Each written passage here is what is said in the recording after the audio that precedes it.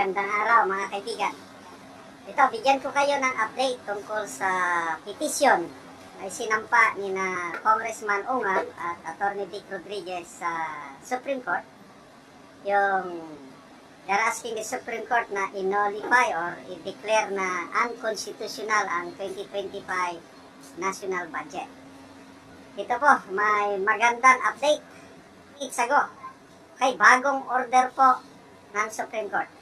Ang unang order noon is mag-submit ang House of Representatives, Senado at ang Office of the President ng comment nila sa petition within 10 days. Siguro nakasubmit na. Dahil tapos na yung 10 days. Ito, bagong order. Ito, basahin ko ang post. Supreme Court orders HOR Senate Palace to submit by February 24. Ay, ano bang petsa ngayon? February 24. GAA General Appropriations Act 2025 and the enrolled bill which Congressman Ungab and Attorney Vic Rodriguez found to have blank amounts, missing signatures. So, kung 20 ngayon, 24 ang they have 3 or 4 days left. Dapat i-submit nila, order ito ng Supreme Court. Kasi, April 1, yung naitakda na oral argument. So, gumugulong na po ang proseso. Kaya magpasalamat tayo sa Supreme Court sa dami ng trabaho nila, sa dami ng mga petisyon na sinasampa sa kanila. Binibigyan nila ng atensyon itong petisyon ni na Attorney Vic at Congressman Ungab. Sa kaliwang dako naman, yun naman impeachment ni VP Sara. Nako, ilan na ba? 3 petisyon naman ang nakabinbin. Unang petisyon, yung isang abogado, pinapaapura ang impeachment trial na ang Supreme Court utusan ang Senado na simulan kaagad. Yun. 2 petisyon, pinapa-stop naman. May humiling ng temporary restraining order ang mga abogado. So, yung unang grupo ng abogado, si Atty. Torion, plus sumunod yung mga abogado mismo ni VP Sara, ang humiling ng temporary restraining order sa Korte Suprema na hindi matuloy ang impeachment. Ganun po. So, napaka-exciting na po ang nangyayari dito sa ating political situation na to me, it's part of our democratic system. Mas mabuti itong ganito na let mga legal remedies gagawin Sabi nila, na daw, natakot na daw si VP Sara, bakit siya nag-file ng ganong petisyon. So, ang mga kongresista, lalo na yung Makabayan Black, umaangal, bakit pa daw magpunta sa Korte Suprema si VP Sara. Anong masama doon? Legal remedies nga di pabayan lang.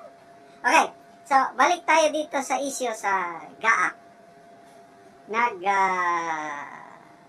minsan si Attorney Vic Rodriguez tungkol sa enrolled bill. Kasi hinahanap nasaan ang enrolled bill. Okay, so i-review lang natin Una, BICAM report. Yan po ang basihan sa lahat. So nakita sa BICAM, maraming blanco. So yung BICAM, ang basihan ng enrolled bill, yung General Appropriations Bill. Hinahanap itong General Appropriations Bill. Sabi ni Congresswoman Kimbo, hanapin nyo sa archive ng Kamara. So, doon, nahanap. Nako, walang pirma. Walang pirma ang Senate President. Walang pirma ang Speaker of the House. Walang pirma ang House Secretary General ng dalawang chamber. Yun ang na-discoveryhan ni na Atty. Vic. Plus, of course, yung missing amounts. Bakit blanco sa BICAM report na ito established fact na ito? Ang dami ng mga kongresista na nagpatuto na blanco nga. Kung ano-anong paliwanag ng mga kongresista, kailan wala, hindi, it's not a typographical error, it's not a grammatical error, yung blanco na yun, billions of amount ang na-involve. So, paano ngayon? Sino ang nag-fill in the blanks? Diyan sila, pag i-submit na yung enrolled bill na wala pang pirma, diyan na sila, mamumroblema. Sa tingin ko lang, I'm not a lawyer. Kailan, sina Attorney Vic Rodriguez plus kasama niyang abogado, hindi sila magpetisyon sa Supreme Court kung wala silang basihan. So, napaka-exciting na. So, February 24, isasubmit. I don't know kung pwedeng extend. But, anyway, April 1 pa ang oral arguments. Ito na ang medyo delikado. Sa isang vlog, kahapon ba yun o 2 days ago, vlog ni Attorney Vic, ubos na ang guys. Ano yung sabi niya? 65% na ang na-release. Parang ganun. So, ibig sabihin, pagdating ng desisyon ng Korte Suprema, wala na, baka naubos na yung budget. Yun po ang medyo alanganing sitwasyon. Kaya anyway, para sa akin, kaabang-abang ang desisyon ng Korte Suprema kasi granting desisyon ng Korte Suprema na null and void, unconstitutional, dyan mo na mapapatunayan kung anong gagawin ng ating Pangulo, yung leadership in crisis situation. Kasi nung tinanong siya, anong gagawin? Stop government operations. Anong klaseng sagot nun? Napakasimple lang yung back to reenacted budget.